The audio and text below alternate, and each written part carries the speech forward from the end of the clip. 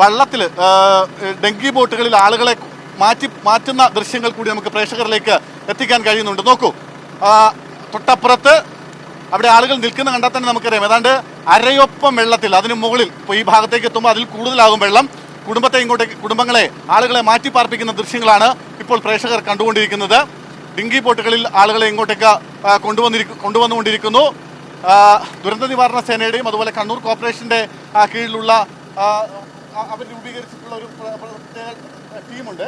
അവരുടെയും കൂടെ നേതൃത്വത്തിലാണ് ഇപ്പോൾ കുടുംബങ്ങളെ അവിടെ നിന്ന് മാറ്റി പാർപ്പിച്ചുകൊണ്ടിരിക്കുന്നത്.